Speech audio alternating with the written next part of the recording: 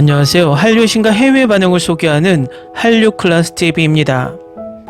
오늘은 라멘보다 신라면, 하이볼보다 참이슬, 한류에 매료된 일본 MZ세대라는 제목의 일본 언론의 기사를 살펴보고 이 기사에 달린 일본 네티즌 반응까지 살펴보겠습니다.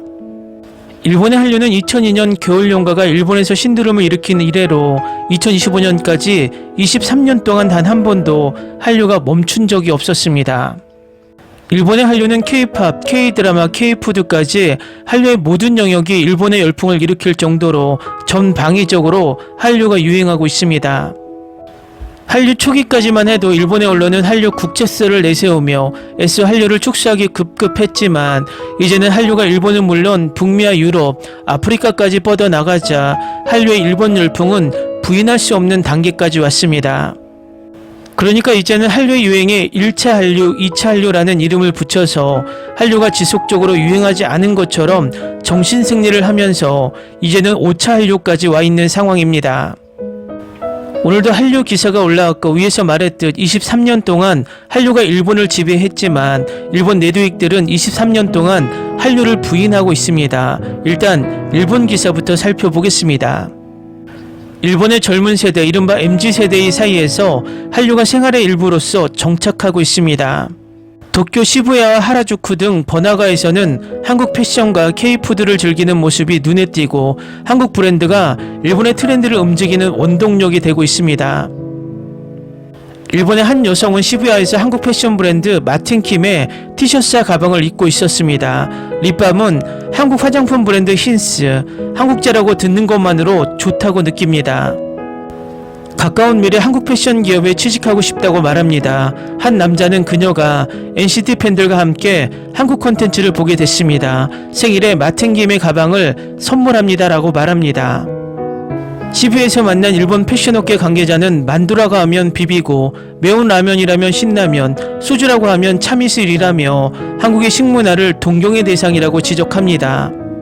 한때 드라마 중심이었던 한류는 이제 컨텐츠, 음식, 패션, 뷰티로 퍼지고 있습니다. 농심 신라면이 불을 붙인 일본의 매운 라면 시장에는 일본 식품까지 추정하며 신상품을 만들고 CJ 제일대당의 비비고 브랜드는 일본에서 인기를 넓혀 도심에서도 점심에 떡볶이와 김밥을 즐기는 직장인도 많습니다. 지금은 거리의 식당 메뉴에도 한국 요리가 자연스럽게 늘어서게 되었습니다. 주류에서도 하이트 진로에 참이슬이, 돈키호테 등 양판점에 늘어서 젊은이들이 술집에서 하이볼보다 참이슬로 건배하는 광경이 일반적으로 되고 있습니다. 한국 기업은 K-이니셔티브 열풍을 타 일본 시장에서의 존재감을 확대하고 있습니다. CJ 제일제당은 지바연, 기사라즈시의 비비고 만두 공장을 가동시켰습니다.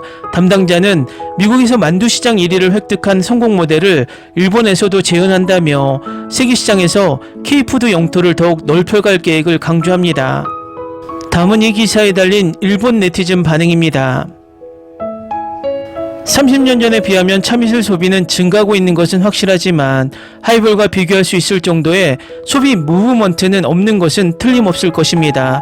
플레이버 소주를 내놓아 젊은 세대에게 강한 알코올을 무자각적으로 섭취하게 하고 있을 뿐인 것 같은 기분이 들어 견딜 수 없습니다.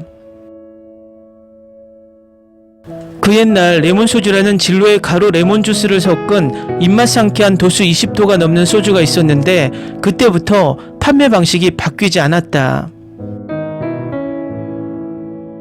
과장입니다. 미안하지만 그렇게까지 유행하는 느낌은 들지 않아요. 일본은 세계 모든 문화를 수용하는 나라이기 때문에 신라면이든 참이슬이든 현실은 많은 종류가 있는 라면이나 소주 중 하나 정도의 인식밖에 없다고 생각해요. 일부 동경하는 사람들에게만 스포트라이트를 너무 많이 비추고 있네요. 라멘과 인스턴트 라면의 구별은 중요하다. 일본에서 라면이라고 하면 가게에서 먹는 거. 원래 인스턴트 라면은 일상적으로 먹는 사람은 그렇게 많지 않지만 젊은 사람 중에 인스턴트 라면이라면 신라면이라는 사람은 있을지도 모르지만 라멘과는 별개의 카테고리. TV CF 같은 거 보기에는 그렇게까지 한국 제품이 침투해 있는 느낌이 아니네요. 노출이 안 돼서 만약에 그것만 침투했다면 광고계의 기적이지. 기본적으로 여성이지 아들은 MZ세대이지만 한류에는 전혀 빠지지 않았다. 회사 동료의 딸이나 여동생이 한류에 빠져 있다는 얘기는 들린다. 내가 자주 가는 이 작가에는 한국 메뉴가 있는데 미소는 놓여 있지만 참이슬은 안 놓았어. 일본 소주가 있는데 한국 소주는 안 마시잖아. 신라면이 일본에 오기 전부터 외식 산업에서는 매운 라면은 있었고 매운 된장 라면은 있었다. 인스턴트 라면은 저렴한 가격이라 MZ세대에 머무르는 것이라고 생각한다. 매운맛은 미각이 아닌 자극물로 중독성이 있어 점점 마비되고 매운맛을 알 수 없게 된다. 한번 빠지면 무엇이든 무뎌지게 만들어 본래 음식이 아니게 된다. 섬세한 일식의 미각이 없어질까봐 걱정이 됩니다. 농신 신라면이 불을 붙인 일본의 매운 라면 시장에서는 니신 식품까지 따라서 신상품을 투입. 아니요, 일본의 시장에서도 아주 매운 라면 붐이라고 하는 것은 과거에도 있었습니다.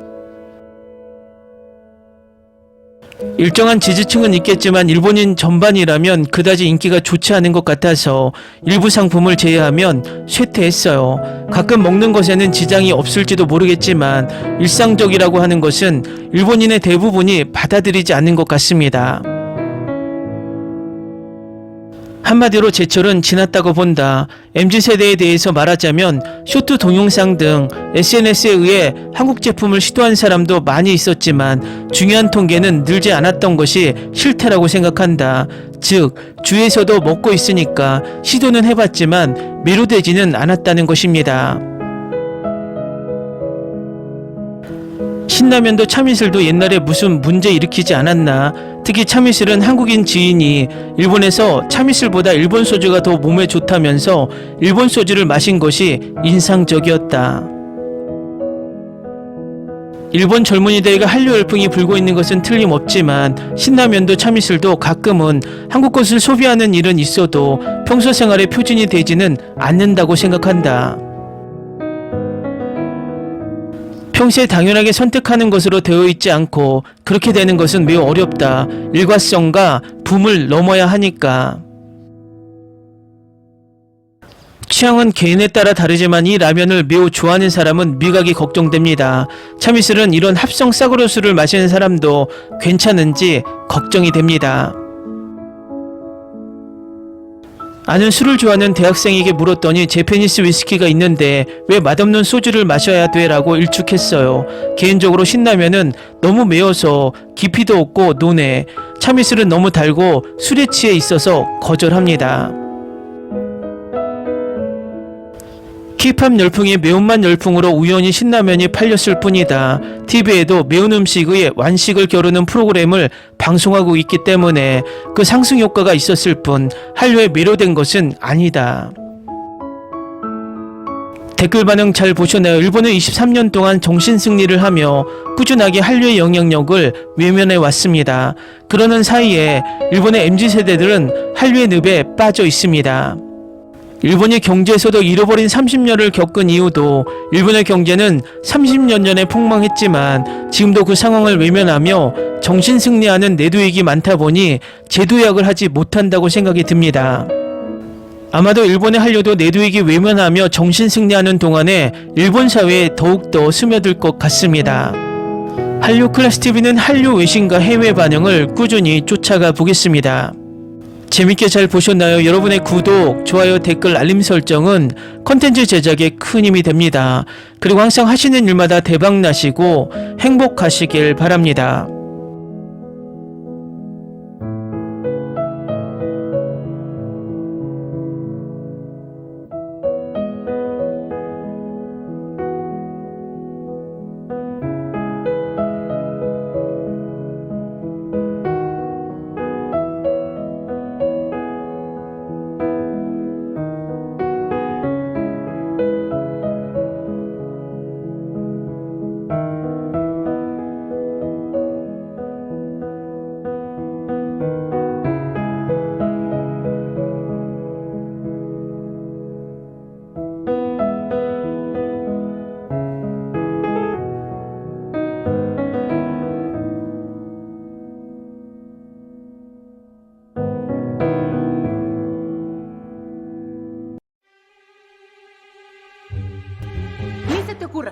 Olvida el ganso y los tomates. No hables de las ballenas. No es un acuario. No actúes como tonta. Que eras una genio. ¿Sí? No vayas a presumir, a la gente no le gusta eso. Y no digas cosas sin sentido. Y bueno, ¿terminamos? Hasta pronto. Abogada, tengo mucha curiosidad por conocerla.